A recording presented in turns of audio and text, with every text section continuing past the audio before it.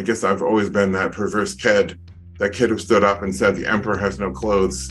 There's just something inside of me that isn't necessarily contrarian, but when the crowd is wrong, I'm just itching to just jump up and and say something. And so that's what I did. Welcome to the Gold Exchange Podcast, where we untangle market and policy complexity using timeless economic principles. For show notes and archives, go to goldexchangepodcast.com. Now, on to today's episode. Welcome back to the Gold Exchange Podcast. My name is Benjamin Vernadelstein. I'm joined today by the founder and CEO of Monetary Metals, Keith Weiner. Keith, how are you doing today? Doing good. Keith, you wrote a really interesting article recently that makes a lot of provocative claims called Keith Weiner's Macroeconomic Equation. You decided to dip your hat into the macro equation world. Why don't you tell us, first of all, why you did this, why macroeconomics and equations usually don't go together, and some of the failed attempts along the way, before we get to hear your equation. So there's a saying that I've never contributed to spreading this rumor, by the way. I just want to make that clear. But there's a rumor going around that macroeconomists have physics envy. And so, of course, in physics, PV equals nRT, pressure times volume equals number of molecules times a constant times temperature. And no matter what you do, you can lower the temperature, you can increase the volume, that relationship always holds true. And the world of economics is frustrated that in a lot of ways, microeconomics is pretty well understood, right? If I have a choice between two gas stations right next to each other at the same exit on the highway, and one is saying, $5.89, and one is saying $5.99, I'm going to choose the $5.89, and so will most other people, and it's pretty easy to go observe that, right? There's a line at the $5.89 one, and the $5.99 one is empty. So there's some pretty well-developed microeconomics. The problem is, how do you translate it to macro? And I think that the macro guys genuinely are engaging in numerology. The equation that I pick on in particular is MV equals PQ. And so that M is the quantity of money, or the amount of money. V is so-called velocity, P is the price level, and Q is quantity of goods. And they treat this like this is, PV equals nRT, right? I mean, there it is, F equals MA, but it's not.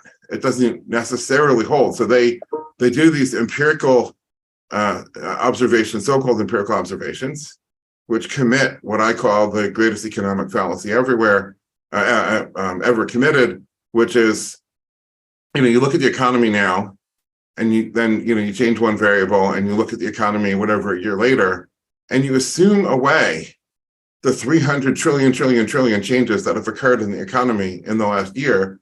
And it's really easy, and therefore tempting and convenient, to assume that the only change that matters is the one that you change. So you increase quantity of money by whatever, and then you remeasure it and say, okay, this equation appears to hold true. What you're doing is, at best, kind of a post hoc assumption that correlation equals causality ultimately. I mean, if there's an equation, that means something is causing something. And when you look at MV equals PQ, if you're a student of real science, right? So I didn't graduate. I was going to say I had a science degree. I dropped out, but I was in a real science major and had real, physics labs and things like that. And MV equals PQ, velocity is what any student who's been in a real science lab, in a chemistry lab, adding things, and because you measured out how much of this acetic acid you've added and how much salicylic acid you've added, how much acetyl salicylic acid, which is aspirin, you're supposed to get on the filter paper when it all dries out. And when it doesn't add up to that amount, every science student would be familiar with the term fudge factor. It's, something that you plug in to sort of make it work, which is obviously kind of frowned upon. There's an ethical problem with that. And so that's what V is in this. And so I posted a series of graphs on Twitter in the last few days, looking at for the last 11 and a half years. That time frame was chosen for one odd reason, which is I went to Google and I just said price of copper, and it puts up a chart. And I click max, like zoom out and show me the longest time possible, just being lazy, right? I mean, there's other charts of copper that go back a lot longer, and it happens to go back to January of 2012. So 11 and a half years ago. And price of copper is down, price of crude oil is down, price of wheat is down. So you have arguably the most important, industrial metal, the most important energy, and the most important food. All three of them are down, despite all the so-called money printing.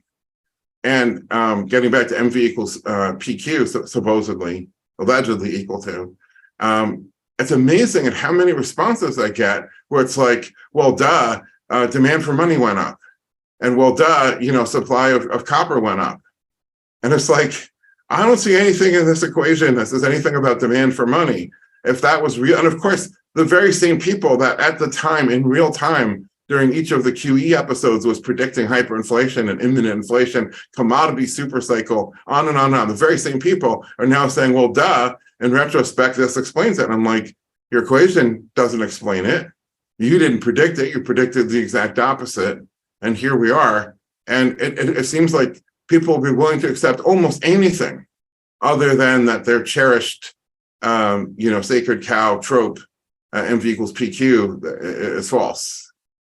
I tend to see this a lot when it comes to specifically these kind of macro equations, as we're calling them, that if these are true, right, if these really do hold constant, it should be very obvious without even looking kind of axiomatically that the price of copper went up, right?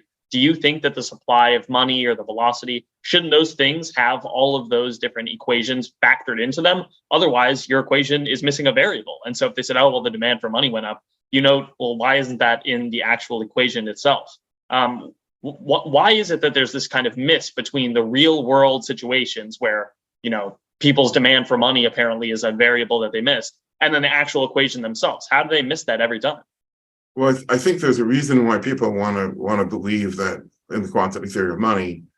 And so when the monetarist equation is obviously when there's a counterfactual to it, rather than questioning the monetarist equation, they'd rather question you. So people attacked my appearance, my last name, my nose, my hairstyle. I mean, you name it.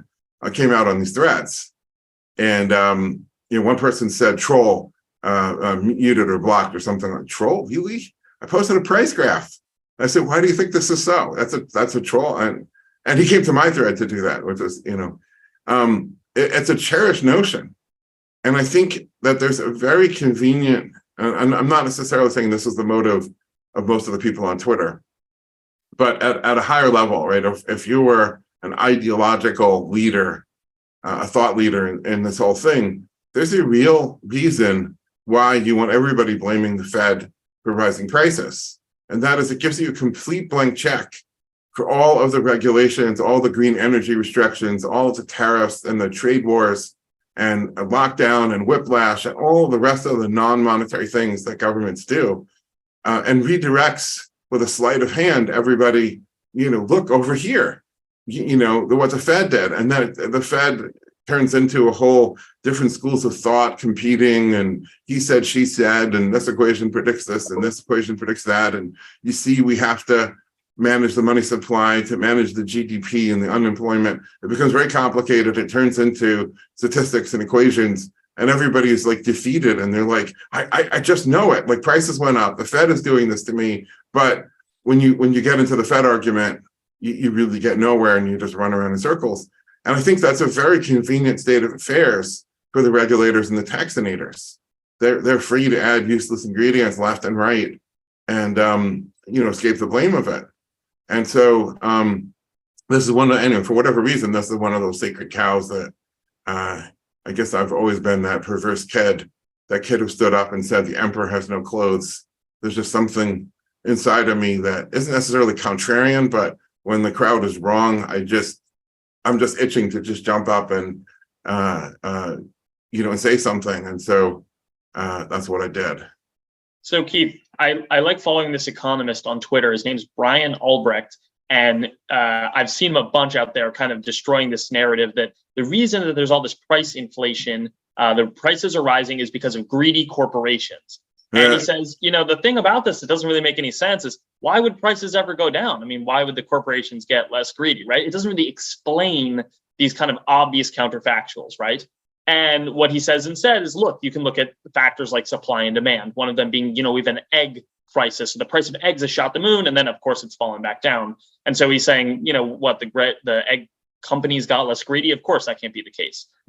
I mean, greed is a constant.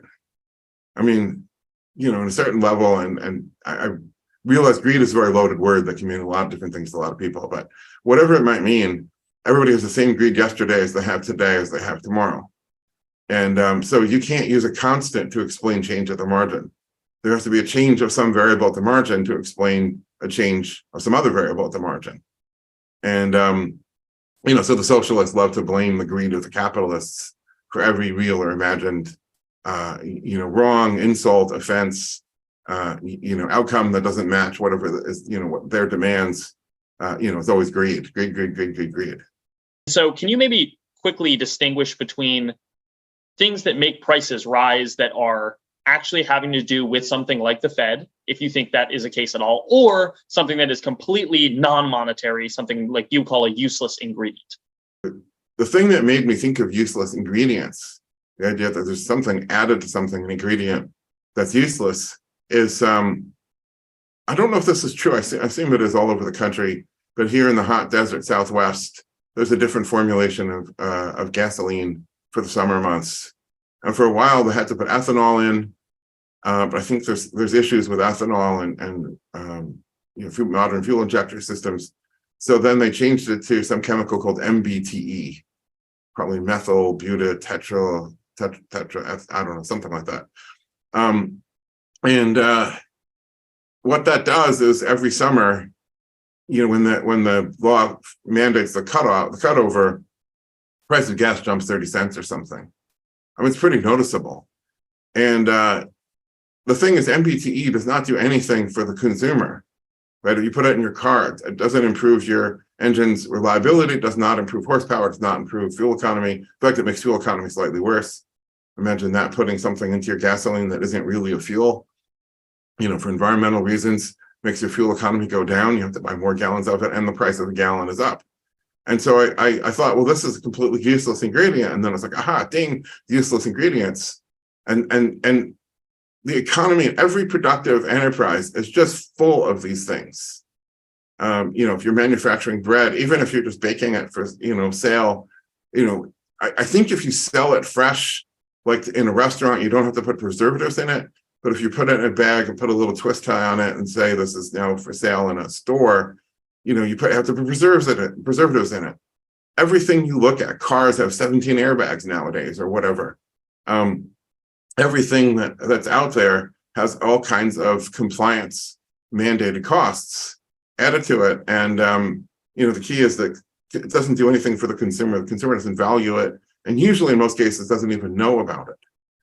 Now, as to monetary forces driving prices up, I think that's what we're going to get into in the meat of the discussion of this macro equation that I put out. So Keith, let's not have the audience wait any longer. We want to hear, what is Keith Weiner's macroeconomic equation? What is it? Explain it to us, and explain what it actually can predict, and kind of discuss the actual implications for the real world. So I wrote it as R is greater than I. And so I guess technically the scientists and mathematicians amongst us are going to say, it's not an equation, that's an inequality. Okay, but you have terms on both sides that units have to match. That's another problem with the monetarists. They try to compare money supply, which is a stocks, picture total tons of gold outstanding, and goods supply, and they're trying to compare the two. Goods supply is a tons per year, and money supply is a tons. You have to compare things that have the same units as any, I was going to say first year university student in science. I was going to say any serious student of science at the high school level would get a brief crash course in analyzing the dimensions of both dimensional analysis. R is greater than I. So what does that mean? R is the return on capital, and I is the interest rate. So what I'm saying is that no matter what happens to the interest rate, the return on capital eventually, now there can be lags, I'll get into that, but return on capital has to be greater than the interest rate, because the interest rate is the cost of capital. So here's the axiom of this. If, let's say, I run a restaurant and I'm looking at opening up another store, and professionals who do this, especially in something as well understood as restaurants, they get the demographics data, for their little geo. They know that for McDonald's, it's a 4.5 mile radius and not a 5 mile radius, whatever it is. And they figure out incomes and everything else. And they say, okay, we're going to get this much business, which means this much profit margin and so on. And they can figure out the return on capital with reasonable accuracy.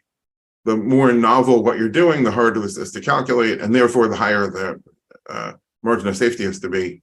But for something like a fast food place, this is pretty well understood by the big franchisors. So you're looking at putting up this McDonald's, and you calculate that it's going to get a return on capital of 5%, plus or minus, I don't know, 0.1. So 4.9 to 5.1 is what your return on capital is going to be. If the interest rate is 8%, you can't do it. Now, this isn't me going out into the economy and making a bunch of empirical measurements and then saying, well, this has to hold true. Why does it have to hold true? Well, because I said, this is just basic. If you borrow at a higher cost of capital than you generate, you're going bankrupt. It's that simple. It reduces to this axiom, and that you can't reduce it any further, because that's it. That's what it is. Your return on capital is less, your cost of capital is more, you're done. And now, if you have a couple of $1 million in the bank, it could take years for you to slowly go bankrupt. One of the Ernest Hemingway novels, there's a famous line that people in the gold and alternative investing spaces sometimes quote, how did you go bankrupt? And the character says, at first slowly, and then all at once. To picture the process of going bankrupt. So return on capital must be greater than cost of capital, or else. And then the question is, or else what? People think, okay, well, that would mean that if cost of capital goes up, then you just raise your prices. Well, that gets back to greed earlier. You have to assume that every company's already set their prices at the maximum gross margin level. In other words, if you raise prices more, volume goes down. This is called price elasticity, pretty well understood. Every business has to understand its elasticity. Some businesses are greater elasticity, that is, relatively small increases in price would result in a big drop in sales volume. Other businesses would be relatively inelastic, and you could raise the price and not get that much drop in sales. But every business has already optimized that. If you try to raise prices, you're shrinking your business, you're making it even worse. No, the way that this has to work is, and the same thing, by the way, with minimum wage. You can argue with people with minimum wage, businesses will pass this on to the customer. I'm like, au contraire, it doesn't work that way. What you have to do is ruin some of the businesses. You have to take them out back and shoot them by pushing their cost above their revenues. Right, then they die, and now supply is reduced. And with supply being reduced, now supply and demand says the price is going to go up. So price doesn't go up because they want it to go up. Price goes up because the survivors can raise their prices because there's some who didn't survive. So if you push up the interest rate, which is the cost of capital, then you take certain businesses out back and you destroy them. And so there's an irony that the Fed is doing this on purpose, with almost everybody cheering. One of those, another irony is that the Fed's paid economists, right? So the Fed gives a lot of grant money. Those people are on board with this. The employees of the Fed are on board with this. The neutral, the think tanks that try to be neutral are on board with this. And even the Fed's most angry, strident critics are on board with this. You have to raise interest rates to get ahead of inflation. This is mainstream. This is everywhere. But what you're listening to right now is one of the only guys in the world who doesn't think this is true, and will actually articulate why it isn't true. So ironically, they're increasing the cost of capital to try to reduce demand. And what they're going to end up doing is they have to reduce supply greater than that, more than they reduce demand, necessarily so. And they'll keep destroying, keep ruining businesses, keep reducing supply until that's true. And yes, that was also reducing demand. Every laid off worker reduces his demand a little bit. Although we live in a welfare state, demand isn't reduced as much as one might think when somebody's unemployed. But whatever the reduction in demand is, the reduction in supply has to be greater, so that at the end of the process, which could take years, and I sort of suspect the Fed is going to cry uncle before this plays out all the way. But at the end of the day, you'd have to destroy enough supply that return on capital is finally above the interest rate. And boy, that would be a lot of destruction of capital. That would be a vastly higher priced, scarcer world of much greater scarcity, a world that most people today either weren't alive during or don't remember it very well. So people of my age just kind of remember the late 1970s. I was 12 years old in 1979. I just kind of remember what that was like the last time we had a rising interest rates, a durable rising interest rate cycle from 1947 to 1981. So Keith, can you touch on that time span for a little bit? So when I hear your equation, I think, okay, the return on capital has to be higher than the interest rate. So when Paul Volcker raised the interest rates to double digits, were there businesses that were making a higher return than that? Or are you going to now discuss the leads and the lags on that actual equation playing out? Yeah, so the, well, I'm not sure about leads, but lags, are pretty simple when you look at every business is in a different situation. So there's businesses that, I'm going to take a step back. Every business that is capital intensive has to come to market at some point, even if it's only going to the owner's pocket. The owner is acting as the lending market to refresh its capital, right? I mean, your storefront, your restaurant, your storefront gets tired, not only dated, but everything's a little worn, a little frayed. The booths are all torn up, and the wood molding has been wet vacuumed so many times that wood is just kind of beat. If you're manufacturing something, your production tools, start to go, become less and less reliable. I've talked about watching the show Gold Rush. You've seen on Gold Rush, I assume most people have at least seen 1 or 2 episodes. Most of these miners are trying to make do with, bulldozers and whatnot that are 40 years old or something, and they're constantly breaking down. So there's a point at which you say, this old junk isn't worth trying to, do one more round of duct tape and baling wire, put away MacGyver and call up the Caterpillar dealer and, get a new one. And so you come into the capital market, that's the time when you suddenly realize, oh shit, I don't have a business case for this anymore. This doesn't make any sense. In the meantime, you can keep operating for a while. And so businesses that have a greater amount of capital may look around at their competitors and say, I can outlast them. Or in a capital intensive business, let's say take mining, you just spent $1 billion over the last 5 years building and opening a mine. Now that that's sunk, you can't, what are you going to do? You either write off $1 billion investment, or you may be operating the mine. If let's say some of your loans are at a variable rate, I'll get back to that one in a moment, variable versus fixed rates and what businesses tend to do. Some of it's at a variable rate, the rate goes up. It may be better to operate that thing at a $10 million annual loss than to write off $1 billion and hope for better days. And if you look around at the copper mining industry, you might find a dozen mines that are more likely to go out of business sooner. And so you say, okay, well, we're going to make a $10 million loss for 3 years. We'll lose 30 million. Then we'll be able to raise prices. So there's this big lag from when the rate is changed until when that's fully priced in to the market. All businesses have to kind of face this equation at some point. The question is, at what point, right? At what point do they have to come back to the capital market and face this equation? And then we kind of mentioned that some businesses with more capital might be willing in a survival strategy to take these losses, hoping that their competitors have to drop out, and that when their competitors are gone, the supply is lowered, they can maybe still survive and raise prices to try to catch back up. Then the question is about variable rates and fixed rates. So what do most businesses tend to choose and why? So in a rising rates environment, which was post-World War II through 1981, everyone knew the rates were rising.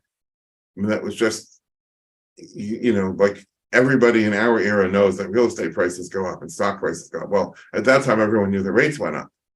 I remember the expression from that time was bonds were called certificates of confiscation because of the capital losses. You'd buy a 10-year government bond, and sure, you're getting this coupon, and maybe that coupon was attractive, but you'd immediately be suffering capital losses.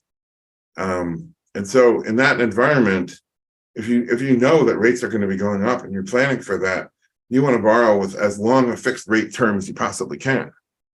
Because, okay, I borrow now, I lock it in, and that's it. In a falling rates environment, you want as short a term as possible. With one cautionary factor that makes you not want to, just have something that's daily variable. And that is that there can be little spikes and the market can seize up.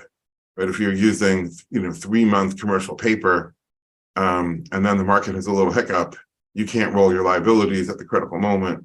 So I imagine most corporations in this late stage, the socialists call it late stage capitalism. It's more like late stage central bankism. Most corporations would probably be in the 2-year, maturity kind of range, which is short enough. It's not really that sensitive to interest rates. If interest rates go down, you can refinance soon enough. If interest rates go up, then you're also refinancing soon enough, and that's the problem. So companies use a strategy of fitting to their environment, and of course, they're not macroeconomic geniuses. They're just looking at the big trend. So I wanted to touch on, because you're asking about Volcker and what he did in 1981. The trend from 1947 to 1981 had all sorts of drivers outside the scope of this podcast, which don't exist today. And the rising interest rate was a ratchet effect. It would only go up. Yes, there were corrections, I get that, but there was a ratchet driving it up. The way today, there's a ratchet driving it down, and the Fed today is fighting that ratchet, and we'll see how much longer they can hold the line against that. What Volcker did mostly was be in the right place at the right time. Kind of like Harry Potter. Is he really that heroic, or is he just the guy who just happens to be holding the wand when it doesn't really work right, screaming when XYZ happens with Voldemort, right? Volcker happened to be there. Everybody credits him, but the rising trend had depleted by that point its drivers. He may have accelerated or exacerbated the last year or so of it by spiking rates. Rates finally got so high that they got above marginal return on capital, getting back to this idea, and reversed it the other way. And then, liquidation of inventories began at that time. Today, you can't just dictate, the Fed is not bigger than the market. You can't just dictate, I want rates to go up. There's a dynamic that drives this, which is, again, outside the scope of this podcast. I put out a theory of interest and prices. I think we have an episode that discusses it. I know I presented a quick 15 or 20-minute talk at the Mises Institute on my theory of interest and prices, from which R is greater than I, comes out as a derivative. It derives from that ultimately. But just accepting for a moment that there are drivers of all this, you can't just raise I without these huge implications that I don't think, first of all, anybody appreciates today. And I don't think the Fed is going to tolerate as one by one. They're just ruining all the producers. And the bankruptcies will kill the banking system anyway, long before some of these other things happen. Keith, maybe I can ask you to explain the equation using either gold as the monetary system instead of dollar system, and then monetary metals, maybe using our business model as an example for the R has to be greater than I. It almost doesn't matter what you use. There are key differences between the dollar and gold. And in some context, many contexts, that key difference is all the difference in the world. In this particular case, it doesn't really matter. People, in fact, on my Twitter threads, is that nominal or real? inflation-adjusted, metal prices. By the way, I wrote an article talking about the Julian Simon, Paul Ehrlich bet about commodity prices, and said it didn't really prove what you think it proved, because the bet was for inflation-adjusted metals prices.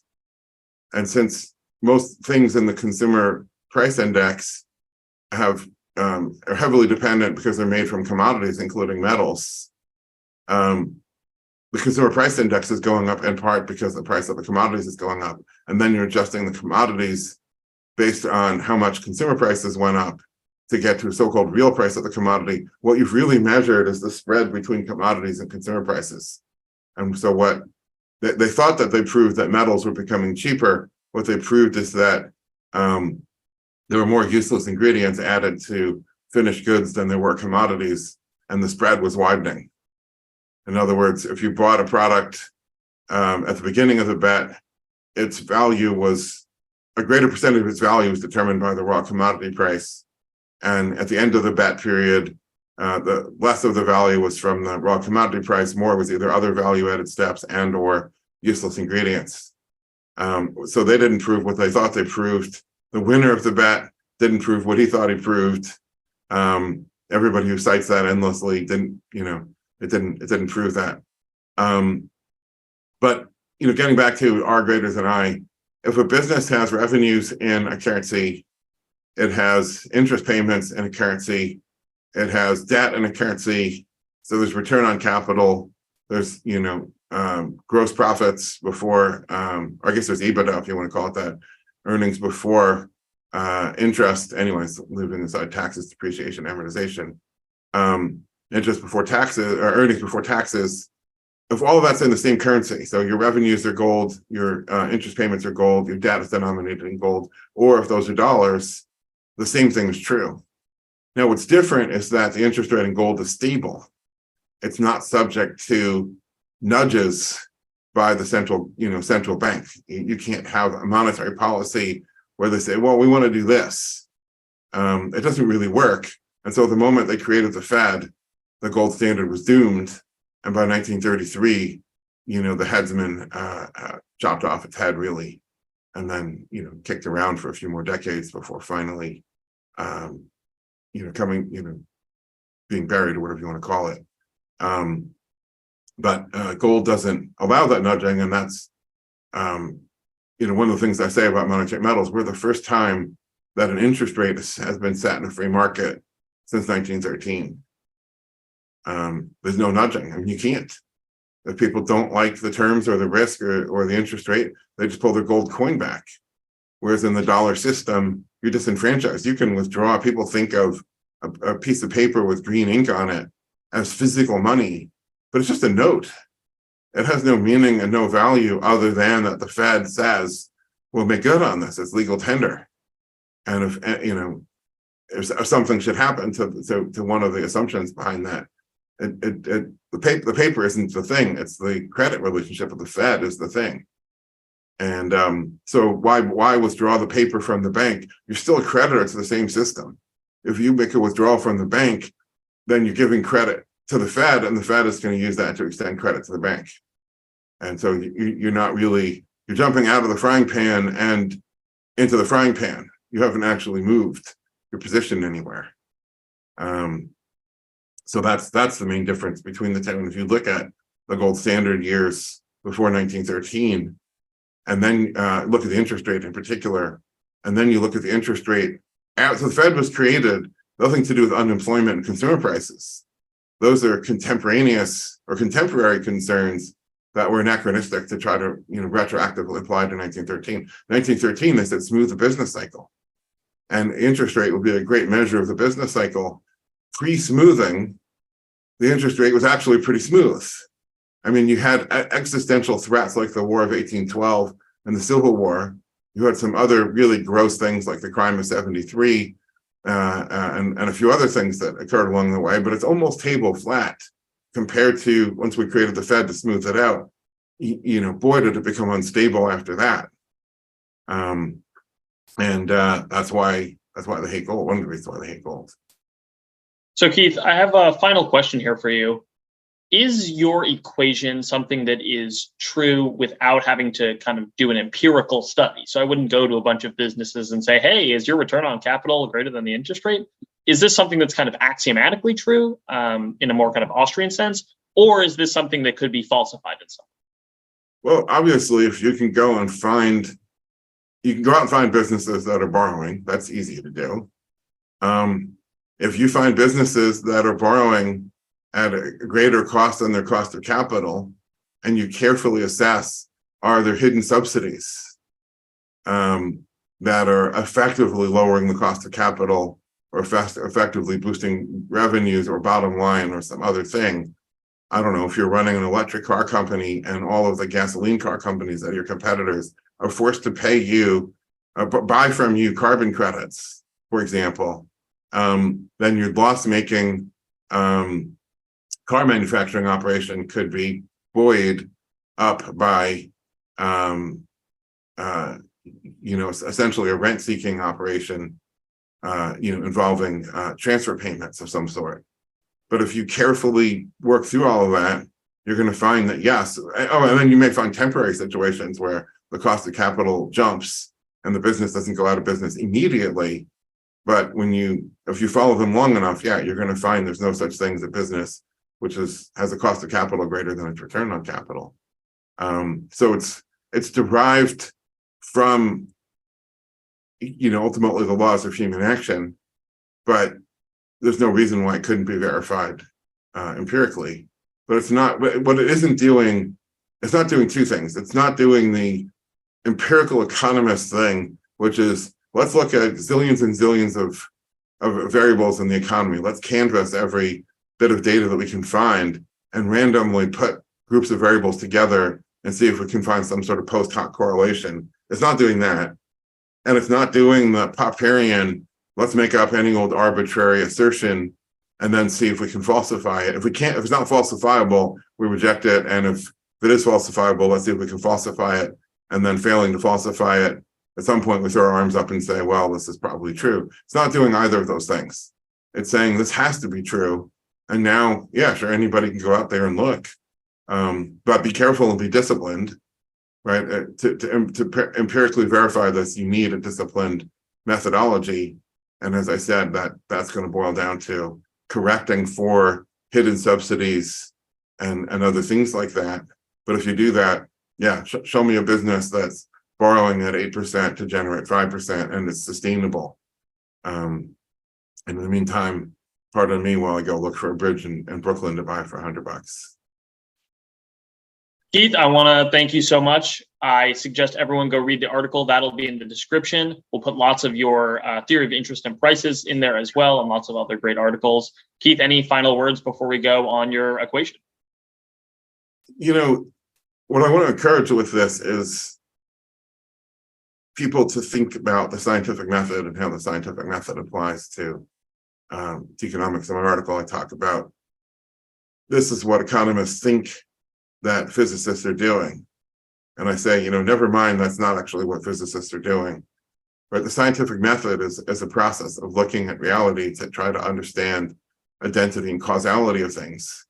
From that, equations come, rather than just looking at data that you don't understand and post hoc picking things out, or goal seeking when you already know what you want to prove before you've even really studied it, and now you're just looking around for post hoc things to rationalize it. If we had more scientific method applied to economics, the world would be a better place. Couldn't think of a better place to end the episode. Thanks so much, Keith, and we'll see you on the next episode of the Gold Exchange podcast. This episode was brought to you by Monetary Metals. Monetary Metals is a different kind of gold company.